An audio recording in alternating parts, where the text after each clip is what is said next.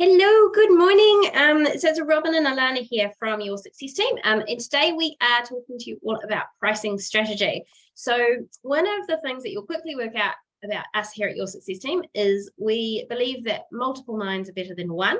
So you'll see that Robin is going to drive the bulk of this today because she is the numbers and operational guru of Your Success Team. And I'm the ideas, get it into practice, think about the customer lens. Not that we can't do the other, but we've just got our strengths and we play to them. So that's kind of where we came from to come and form Your Success Team. So it's a totally different way of thinking about growing your business with a big focus on it being as unique as you. So there's no magic steps, there's no secret formula, and we're not going to promise you, a linear pathway because business and life are anything but linear. But what we will promise you is quite a lot of humor, a little bit of pirate vocabulary from myself. Robin's much more polite than I am, and some really good common sense resources. So today is one in a four-part series of workshops. So today we're doing pricing strategy. On Wednesday, we're doing a little bit around knowing your numbers, so feeling confident with those terms that you perhaps are a little bit petrified to ask your accountant about for fear of looking stupid. And then next week, we're doing sales and personal effectiveness or time management. So if you are here live or on the replay, we'd love to have you for all four. And they sort of give you a really nice solid foundation. And what these are designed to do is to, one, they give you something really solid and concrete that you can take away. And that's awesome. If that's all you get from this, we're really, really happy and we're stoked that you've spent some time with us.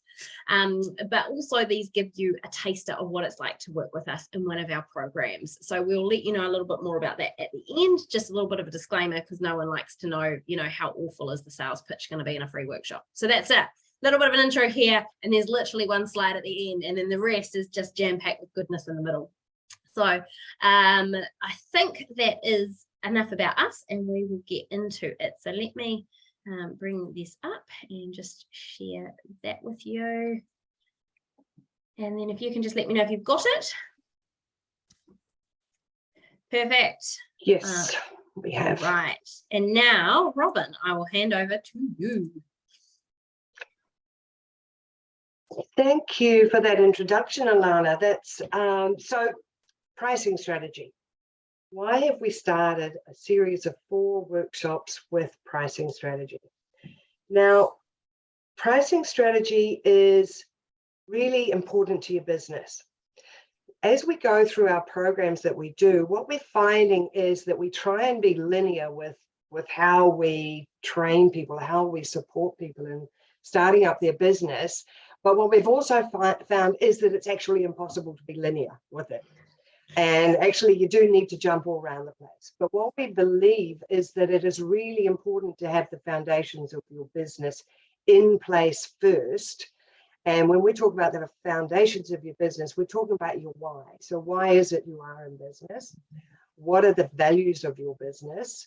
So your values are going to drive how you're going to do everything. But once those foundations are in place, once you have your why, once you have your vision and you know where you're going to, and once you have your values, this is how we do business, then you need to start working on those 4 pillars of your business. And we call the 4 pillars of your business finance. Then you have your customer, which is very much Alana's bent. You then have your product and your service. And you have your people and processes. And that's where the linear stuff really goes out the door, because you're having to balance all those things, and you might be doing a little bit of that one time and a little bit of that the other time. So pricing strategy really comes under your product and service. So being really clear on what your product and service is, and what value that is going to bring to your customer, therefore what you can charge for that product and service. So with this workshop, we're starting with pricing strategy. It fits in really closely with the next workshop, which is knowing your numbers. So with pricing strategy, being clear on that as you're starting up your business is important.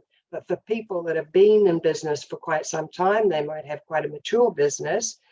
We have found that if there's any issues with that business, or cash flow is a problem, or you're just working really hard and you're not making any money, pricing is something that it is one of your main drivers. So it's a really good idea to go back and look at that area of your business. So that is why we're talking about pricing strategy today. So what we're going to cover in this session is we're going to go into more depth as to why it's important for your business and what exactly is pricing strategy. We're going to look at those things that you need to have in place before you even look at your pricing strategy. So some of those underlying things that you've got to kind of be clear on. And then we're going to look at different pricing models, because there's a lot of them out there. And then we're going to share with you what we at Your Success team believes is a really good structure for looking at your pricing. So we choose 3 of those models, and the linear, we keep talking about linear, the linear way you could go through that to get a really good foundation for your pricing. Nice. So do you have anything you need to add to that, Alana? I'm just going to throw it over to Alana every now and then. I'll just elbow in when I want to get my sale. When you need to. And the other time that Alana comes in is when sometimes I get a little bit complicated or something's unclear, and Alana's extremely good at clarifying things. So the definition of pricing is it's the amount of money that you charge for your product or service. So that is really simple. That is really basic. But the thing with the pricing is it is a lot more complex than that, because your pricing is driven not just by what it costs for you to produce your product. It's so much about your customer. And how you price something is often your customers first look at what your business is, and they're going to make a lot of presumptions based on what your pricing is. So when we look at the pricing, some of the mistakes you can make if your pricing is too high, you may immediately put people off, but then don't be too worried about that, because those people may not be your ideal customer anyway. But you do have to be careful that your pricing isn't too high. Therefore, you're not going to get any customers. Therefore, all that hard work you've done on, building your brand and everything else flies out the door because the price is just too high. If your pricing is too low, and this is where we tend to find that most people go too low. Not many people go too high. But if your pricing is too low, you are leaving money on the table. And that's at best. So, and at worst, you aren't covering your cost of your business. If you're not covering the cost of your business, you're not going to be in business for long. Either that, or you've got a very, very expensive hobby. Or just a subsidized hobby, and then in 2 or 3 years' time, we'll actually start begrudging said hobby, because you're like, I'm sure I was going to start making some money somewhere along the line, but I just seem to continually be reinvesting in the business and needing more stuff. So if we can get it right from the start, it means in 2 or 3 years' time, you're excited about growing rather than begrudging this darling little hobby that is set in the corner using lots of your bandwidth, but not making enough money. So. Exactly. Oh, just back a little bit, because there's another risk of your prices being too low, and that is that you are inadvertently sending the message to your product, to your customer, that your product or service is not as good as your competitors. So just by having a low price on something, there are some people that are immediately going to go, oh my goodness, that is too cheap. Especially for some people that are a little bit price unsavvy, so to speak. They prefer that the price is higher, then they have more confidence that what they're getting is good. And they base a lot of their buying decision on that. So that's another reason to be careful of your pricing. There's very few businesses that can do Kmart, Costco, Walmart. No. That's just kind of the reality of it. So yeah, that's not small business. No. So as we talked, as I mentioned earlier, so before you even start on your pricing strategy, there's a bit of reflection work to be done. And we don't have time to go deeply into what this reflection is going to look like. So I'm just going to bring your attention to it, really. But one of the first things that you need to be looking at before you start your pricing is your customer, and knowing your customer really well, and knowing what your customer might be willing to pay for something and how price sensitive they are. And I will just chime in here and say what we tend to do when we're in startup mode, just because I know, Alicia, that that's where you're at, so this is where you get the benefit of us harnessing some examples for you while you're with us live. When you're in startup mode, what we tend to do is we tend to ask our friends and our family, and people kind of go, oh yeah, I'd buy that, I reckon I'd do this. Don't believe them in the nicest possible way. Like, you know, you can say, thank you very much for your opinion. I think people are very, very willing to share what they think without putting their hands into their pocket. And then they'll go and spend money on something crazy. And you're like, but what? So I think it's important to ask those people whose opinions you value, but this is where you do have to do that customer research to expand, lift your head a little bit wider than what you might naturally do, and have a nosy posy to see. And now I'm dipping into Robin's territory here in the next point, which is what are your competitors doing? Because that's actually proof of what your customers, as in the market's prepared to pay, right? So if we use an example of a house and the real estate market, right? There are some houses now that are selling for $1 million that I'm like, shit, I wouldn't spend $1 million on that. But that's me going, I'm not in the market. If I was in the market, I probably have to spend $1 million because that's what the market's doing. And so that's where you run that risk of the opinions of friends and family potentially sending you down a pricing strategy that may not be sustainable long term. So just a little caveat, given that you're in that research mode at the moment, Alicia. Back to you, Robin. Back I'll to be quiet me. for a bit now. That's all right. So knowing your customer is really important. So knowing your demographic.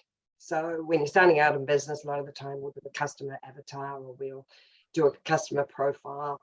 But the other important thing is not to make too many presumptions due to your customer profile. So an example of that is that I might have a product that I am selling, and my perfect customer, or the customer that most likely is going to buy my product, is a university student. So I go, oh my gosh, university students, poor things, they're not going to have much money, and you know, they're going to be really, really struggling. So I'm going to have to go quite low with my pricing. Well, actually, university students are often the best spenders out there. And if it is something that they want, they are going to find the money. Or you may look at it on the other hand, is that my customer is women between 40 to 50 that live in the upmarket suburbs of where I live. They've got a shed load of money to spend. And so I can go quite high with my pricing because I'm talking a demographic that has got a lot of money to spend, only to find that that is often a demographic that is really frugal with their money. And that is actually how they've become as wealthy as they are, because they do not spend frivolously. So it's knowing your customer, but also coming with a caveat of actually look even deeper down to what their purchasing behaviors are like.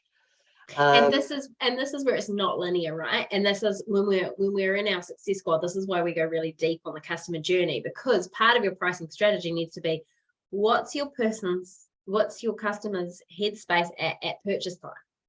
Because you know they got to spend however much money on the accountant bill or the mechanic's bill. That's true. But if you catch them at the right moment when they're double scrolling on a Saturday night, you know, you never know. So that's why this is where it is hard to be linear. And you do have to think about where is a customer most likely to say yes to your product, because that will help you get a feeling for what Robin was just describing, which is what are they actually going to be prepared to spend versus what do I think they're going to be prepared to spend. Exactly. And then along with your customer is how price sensitive are they? Some customers are more price sensitive than others, and that, you know, you tweak your pricing up a little bit, that's going to scare some people off. whereas there are other people out there that are not sensitive to prices. But it's often more in regard to what your product or service is as to whether people are very price sensitive. If you're a really strong brand, or if you are providing a product or service that is unique or new to the market or has a particular story involved with it, people are going to be less price sensitive. So it's knowing that price sensitivity, both of your customer and of your product or service. If it's something that's easily replaced, or that I can easily go down the road and buy a similar product, I'm going to be more price sensitive. So once you know your customer, then the second thing you need to look at is to research your competitors and be really familiar with what your competitor is offering and for what price, but understanding and being really clear about where you are actually different to your competitor. Where is my story different? Where is my product different?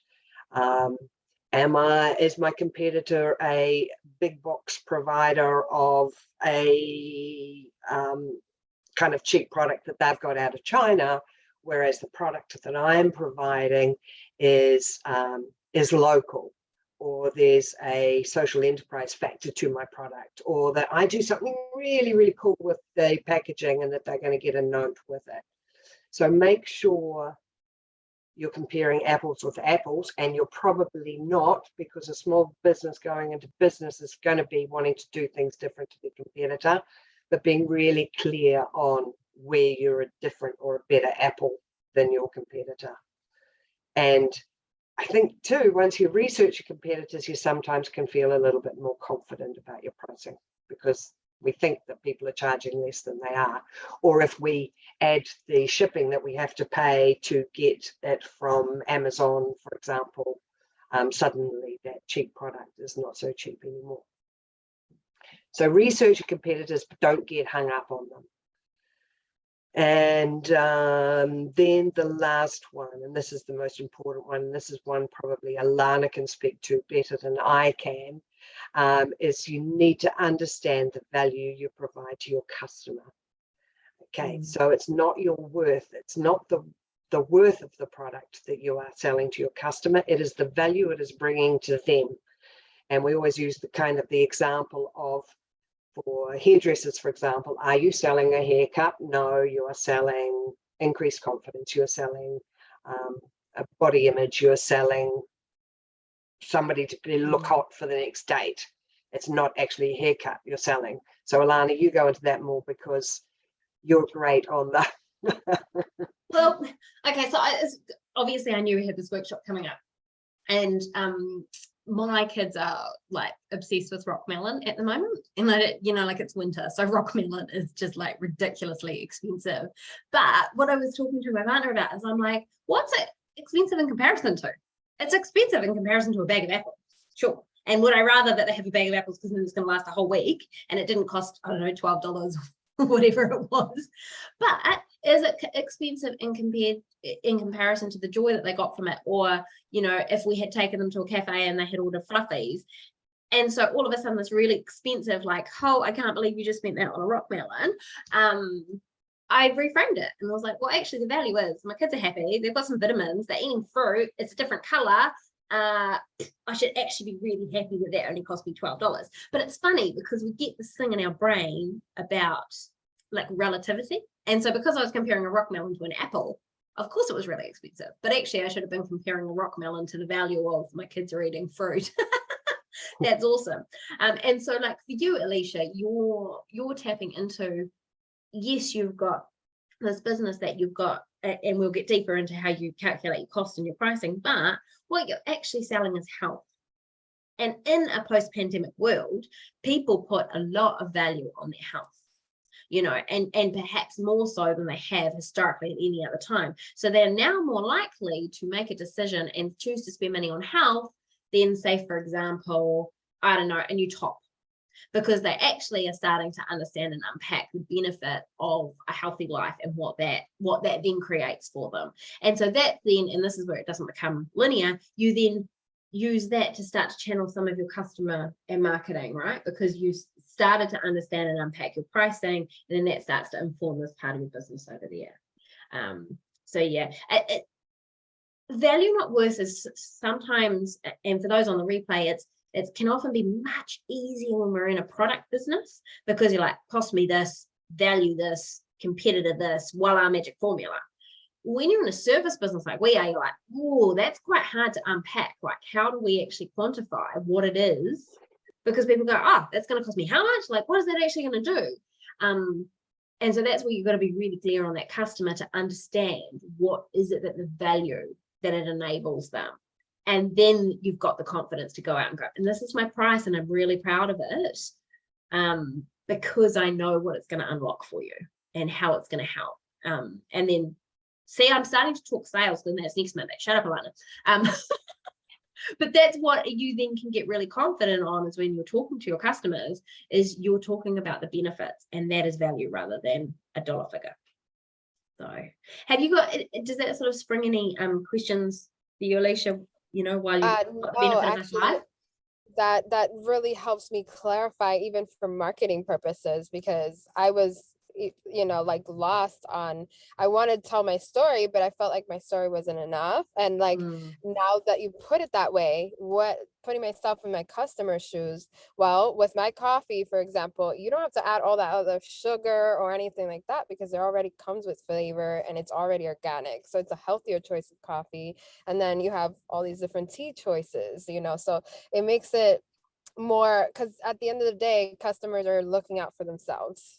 Yes. So that's what I got from this, and it's so eye-opening. I Awesome. really appreciate that. Help. Yeah. Sure. Awesome. Oh, I'm glad that's helpful. Right. So now we'll get into the nitty-gritty of it, so that you can actually, oh, hang on. Now my mouse is going to go to sleep, so I can't move. One moment. This is what happens when you change your technology. There we go. Right. Cool. Back to you, Robin. Nitty-gritty stuff. Nitty-gritty stuff. I'm not going to get into this bit too much at all, except to say that there's a hell of a lot of different pricing models out there. There's a lot of ways to look at your pricing, and some are more related to some industries than they are to others.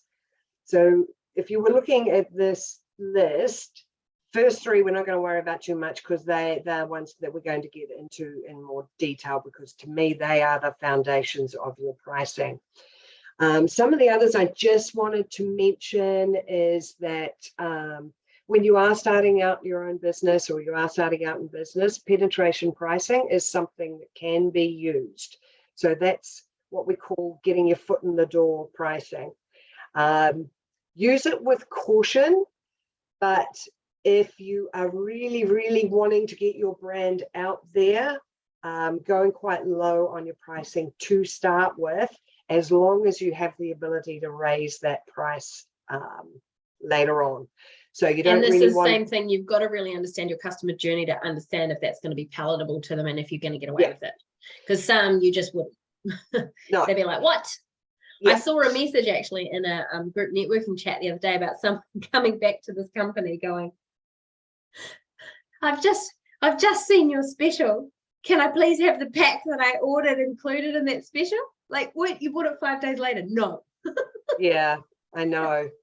It is. You've got to be really careful with that.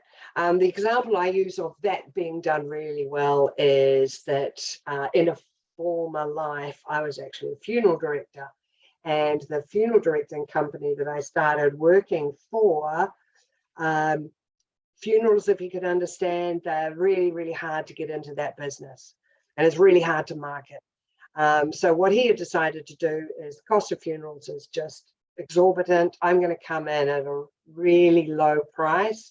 I'm going to disrupt the market, and then over time I can put my prices up. But actually, because there's so much margin in the funeral directing industry, what happened was the competitors came down. So it was great for the customer.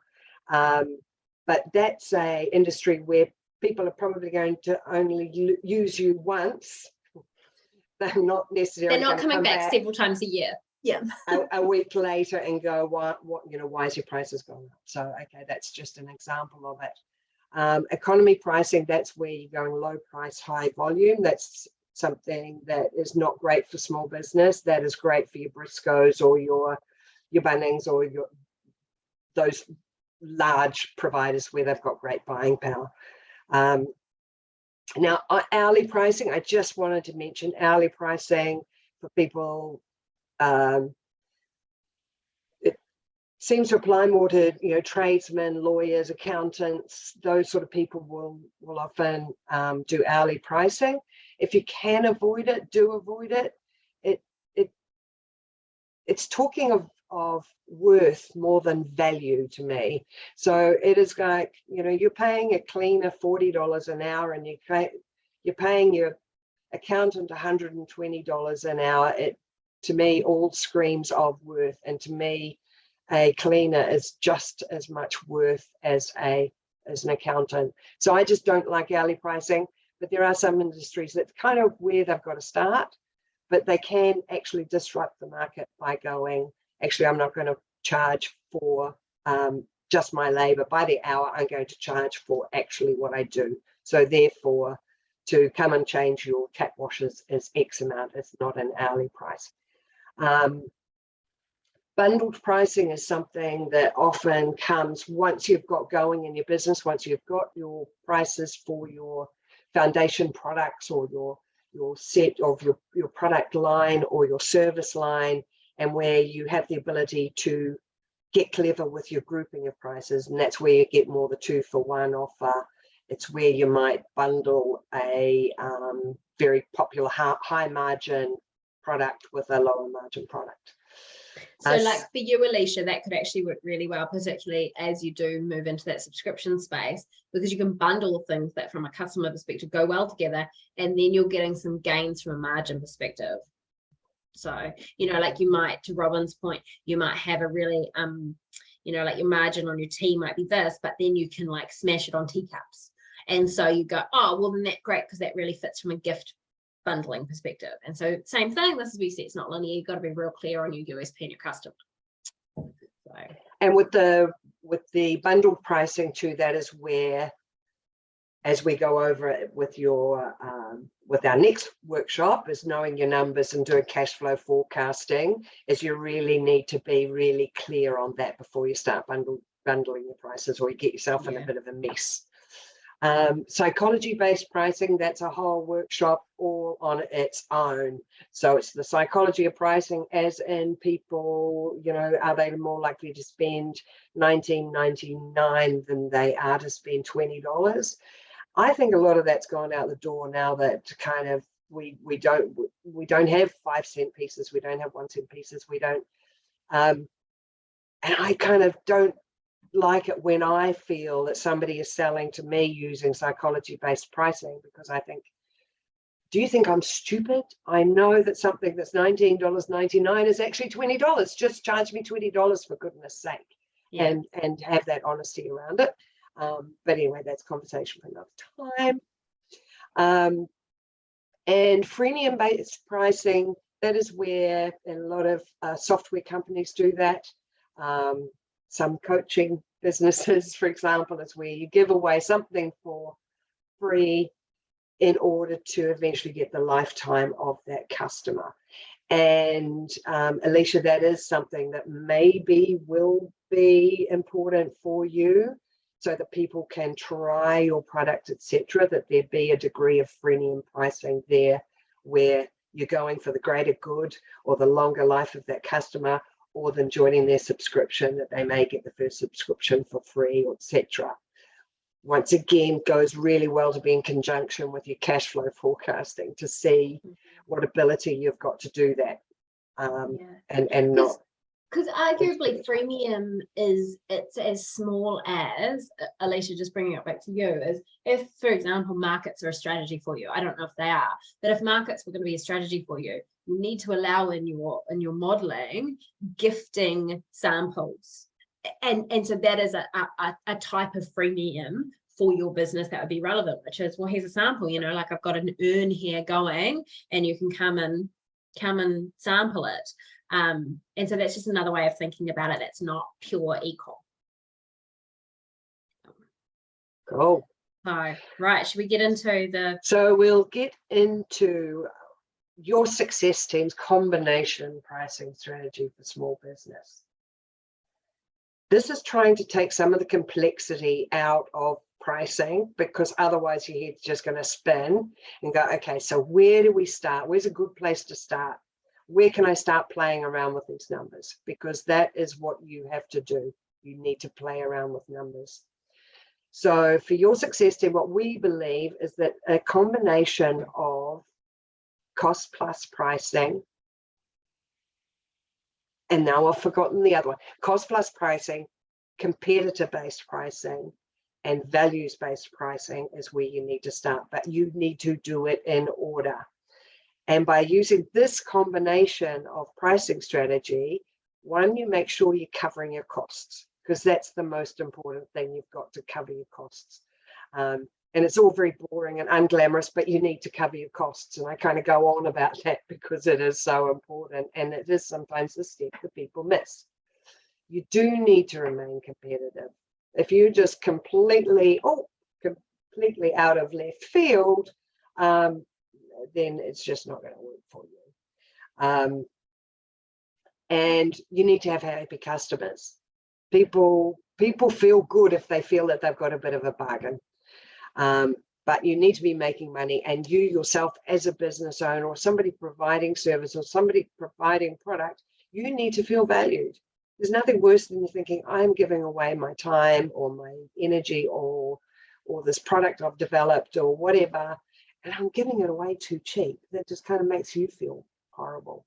So I think we're up to the next slide, unless you wanted something there to add, Lana. No. To add once Good. we've gone through Let's more. get into it. Let's get into the actual, as you say, the unglamorous, boring, but very essential infrastructure of it. Yes, the infrastructure of it. So where I recommend you start is with cost-based pricing. So cost-based pricing is very simple. So you take the price that it costs you to produce your product or service, you add a margin, and then that is your selling price. Now with cost-based pricing, it has some advantages in that you know that you are covering costs, but it also does have some limitations. So I recommend that this becomes your bottom line. So it's where you start, becomes your bottom line. Don't go under it, because that way you know you're covering costs. So when you're looking at the cost of your product or your service, we're not talking about going into the details of, oh, that's a portion of my office space, and that's a proportion of the power that I use. Don't worry about those things that are the normal cost of running your business, because that's what's covered in your margin. But if you are a business coach, for example, and we can talk about that because it's something we're familiar with, and that you need to rent a space to carry out that workshop, then that is a cost that is related to producing your product or service. I also say to people, because you can absolutely get swept away with trying to do a weighted average of your freight costs and things like that, really keep it quite simple, or you're just going to get yourself bamboozled. You're going to throw it out the door and you're going to end up plucking a price from nowhere. And so just keep things really simple. What are my raw materials costs? What is the labor cost that's actually gone into producing that product or service? If I run machinery, what is the cost of running that machinery? If I produce something that I'm using my printer, kind of a roundabout, what is my printing cost for that, etc. But just keep it pretty high level. Don't get down into the 0.3 of a percentages, etc. Things like that. So once you've got the cost of reducing, sorry, I went too fast. We're here. Yeah. I got too excited because I'm like, oh, okay. Sorry.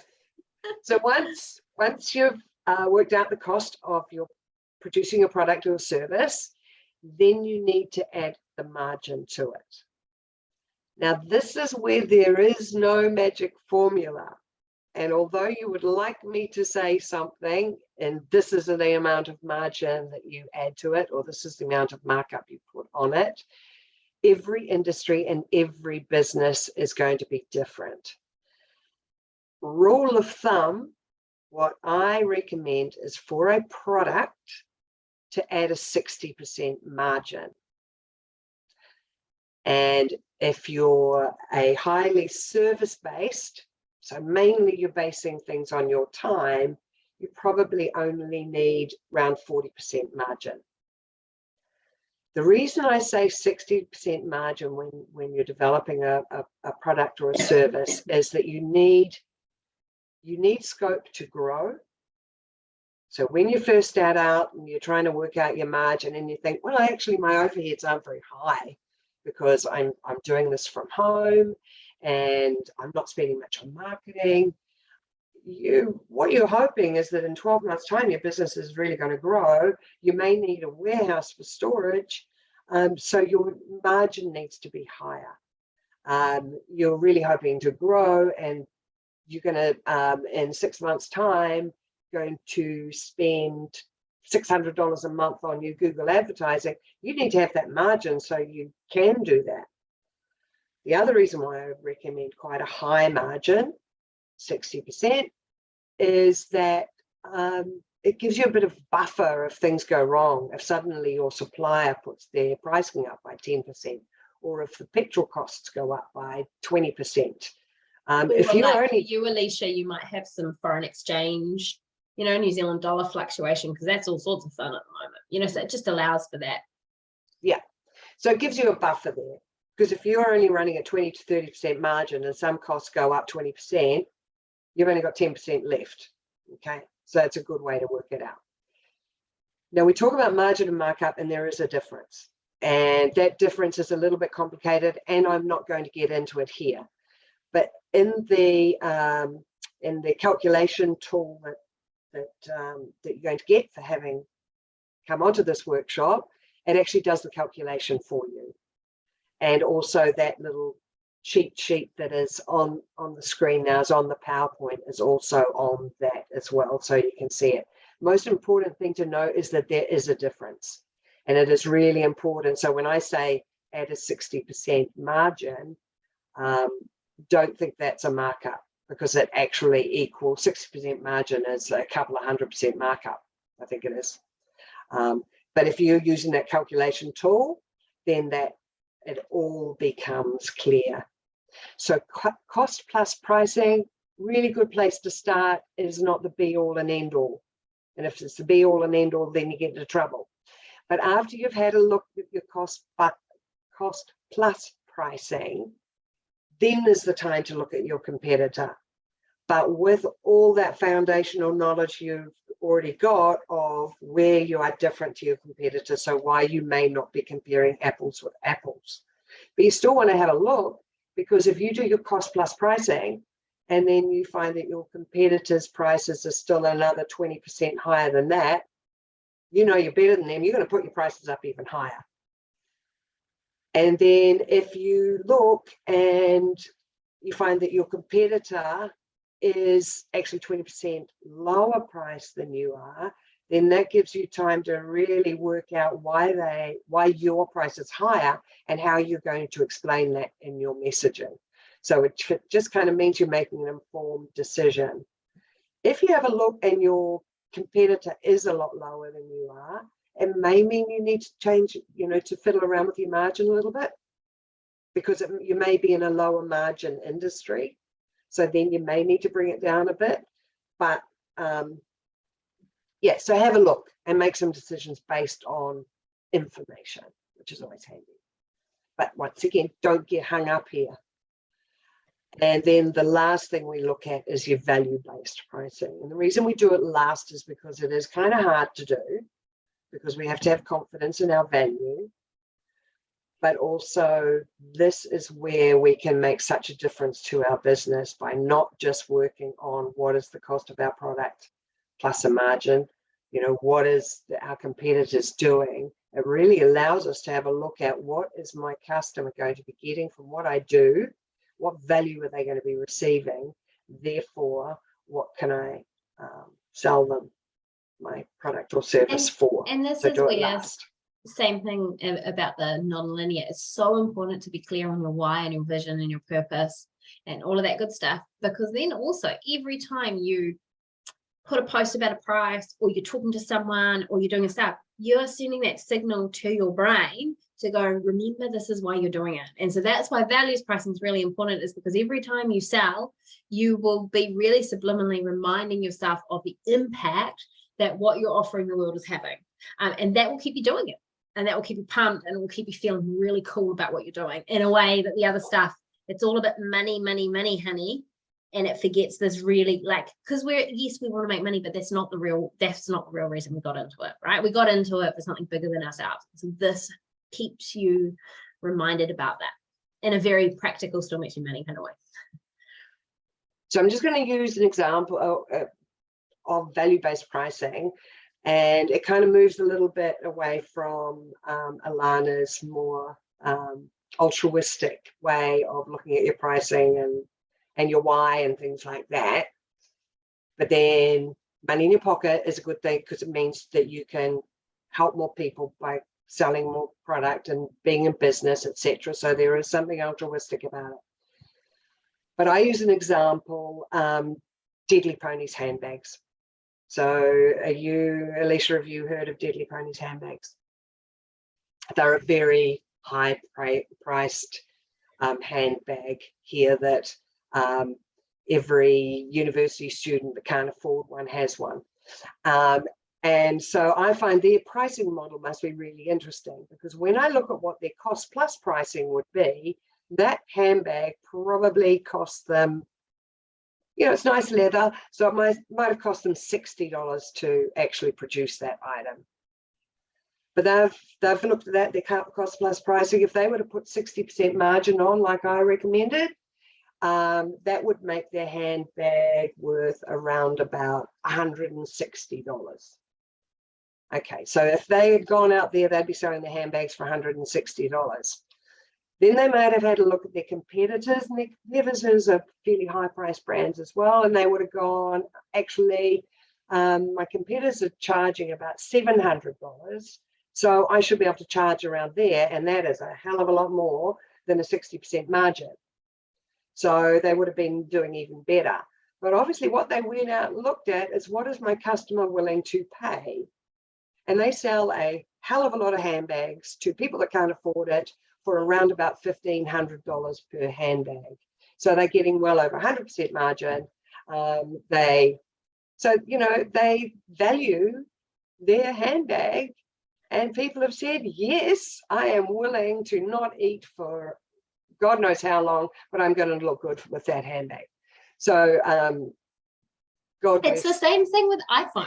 iPhones are a classic example. Like the amount of people who will spend so much more. I have an Android personally. And when you look at the price, like the functionality, same, I mean, arguably, but it's all in the Juji Apple's with this. Harley Davidson, same thing, most beloved brand in the world. You know, you whack a Harley sticker on it and you can charge, you know, because people value how, and this is the cult of the customer thing, they value how it's seen. And so this is where it's about value. And so, Alicia, there's lots that you can tap into there around who am I when I have this thing in my life? And that's what you're appealing to psychologically. Who am I? I'm a healthy person. What am I prepared to pay to be a healthy person, to buy this tea in my life? Lots. Yes. Lots. Yeah, absolutely lots. We can definitely talk about how much I spend on tea, Alicia, if you need to. You can send me an email after and we can chat. I'm happy to be here. Or we can talk about how much I spend per month on my Nespresso coffee subscription. Yeah. It's frightening. And so I think we then go on to the next slide, Alana, and probably some people will be disappointed because I actually haven't told them how to price their product or service, but instead sort of given some kind of rules to follow or some things to think about when you're doing your pricing. And these are just some of the last things to remember is, one, really important, you can't and won't sell to every person. Don't price for every customer, just your ideal customer. And that goes in line also with, there are people out there that things are always going to cost too much money. They are always going to be too expensive. Don't price for those people. And if you are one of those people, because we all have different money mindsets, and that's something we talk about in other workshops. If you're one of those people, get somebody else involved in your pricing, because you're always going to think you're too expensive as well, whereas you're probably not. So you get somebody that's has a lot more of an abundance mindset to have a look over your pricing as well. And they're probably going to go, yeah, of course I'll pay that. But then with Alana's note, be careful of family and friends that will tell you from both sides. From both sides, because sometimes if we have people around us, and so it's so important, the people you spend your time with, we've got people around us who are naysayers, and they're going to say, who's going to spend that? And then your confidence is going to get jabbed. So yeah, you've got to be really clever and strategic with who you ask feedback from. And that's why we have a business, is because you need to talk to objective people like us, because we're absolutely invested, but we're not invested in the wrong way, if that makes sense. Yeah. The other thing to remember is watch for pricing too low that is going to make you look cheap. And I think the reason, especially when we start out in business, that we want our prices to be low is that we just want people to buy our product. And it's amazing how that, as you go along your business journey and you gain more confidence, you're quite happy to put your price up. But when you start, it's kind of like, I just want somebody to buy this, just buy it, here, have it. And Alicia, you're not allowed to throw in your firstborn child with a subscription. That is not a free offer. Okay, you're not allowed to like, buy my thing. Here's my firstborn child and my kid. No. Yeah, we know that feeling, and that's not a good strategy. And the last thing to remember there is that it needs to be a win-win situation for everybody. So you need to have a win, and your customer needs to have a win. And if you can create that win for everybody, then you've absolutely nailed the sweet spot of your pricing, is that everybody's happy. Because it's no good if you're not happy with your pricing, and then you've kind of got that underlying feeling that, of being ripped off or not being valued. So if everybody can have a win, that's really great. And then we've gotten closing. So as you can see, there is a lot to pricing, and it can make your head spin. Okay, you're looking at competitors, you're looking at production costs, you're looking at customer demand, you're looking at what the industry needs, you're looking at your profit margins. You don't have to be thinking about all of that at once, and don't get too hung up about it. There comes a point in time where you just got to go, oh, that's my price. And you can try it out. Try it out for size a little bit, and if it's really not working, then you can try something else. Pricing is one of the hardest things to do, and it's where a lot of people get hung up. And so that it is one area where if you're really tight, you're starting up your business and all the rest of it, or you may be going for a while and you haven't made any money, this is somewhere where you really should get an external set of eyes looking at your business to give you some help on that, because it's just so hard to do in solo and on your own. So that's kind of me, Alana. So you can go do the wrap up on that one. Yeah, well, I'll give you this lovely quote from Warren Buffett, which is kind of to the tune of what we were talking about with said incredibly expensive / vitamin rich rock melon. Price is what you pay, value is what you get. So and this might be a nice one to print and have on your wall when you're having those doubtful moments, just to really keep you inspired. And so I promised you a little bit about what's next. So what's next from here? Obviously, come along this workshop and then the next 3. We would love you to come along to all of them. Alicia, for you with us live and those watching on the replay, we then will send you some tips to make the most of it in the emails. So it's like a because there's so much that you'll taken on board today, and then we'll just add to that over the next few days. So where to from here? Obviously, this gives you a taste of how we work, gives you a taste of our humor, gives you a taste of our thinking, and what the benefit of multiple minds on your business can bring in terms of diversity of thought. It's so much cooler when you spend money with us, because you get so much more. We can give you so much more. So some options for you there, depending on where you're at. The Success Circle is our most cost-effective, amazing program. It is designed to chip away at your business skills. So you get a little bit, you put it into practice, you get a little bit more each month. It has some amazing community and accountability in there. And so that is a weekly co-working session, a fortnightly Ask Us and an Expert Anything session. It's kind of like a virtual couch and coffee chinwag, pretty fun. And then a monthly group coaching and resource, along with at the moment we host it on Slack, a communication channel. So if you've got something pressing you want to ask the Hive Mind, you can. So that's incredible investment. It's $100 a month, cancel at any time, or you can do an upfront $600 for the year and you get a one-on-one with one of us. And you can pick, and we're not going to take it personal. If you like Robin's here, go for it. So that's the Success Circle. Now that is really good if you're at startup mode and cash flow is tight and you're really happy to incrementally step away. Our foundational flagship programs are the Success Squad and the Success Boss. So for the benefit of you, Alicia, I know you don't have a team, so I'm not going to harp on about the Success Boss. I'll just talk about the Success Squad. This is really good. This is an espresso for your business, right? Because I know you're in that business, so you're going to get this analogy. This is an intensive. So it's an 8-week intensive where we go through all of it, the non-linear whole thing ecosystem. So we go, what's the big picture? What's your why? What's your vision? What does that mean your strategy looks like? What does that mean your financials need to look like? What does that mean your customer needs to look like? How the F do I sell this thing? And how do I actually find enough time, because I'm wearing all these hats? And so we bring that all together. We do it as a group, so you've got the benefit of not just me and Robin, but you've got other businesses in the exact same state. And so you're all bouncing and learning off each other. And that's actually the magic. That's actually the magic, is that you've got that community. So that's 8 weeks, but then we don't go, thanks, see ya. We keep bringing you back in every month. So you've still got access to the fortnightly and the weekly, like you have in the Success Circle. But then in addition, we come back together as a community, as a group, once a month to go deep on something.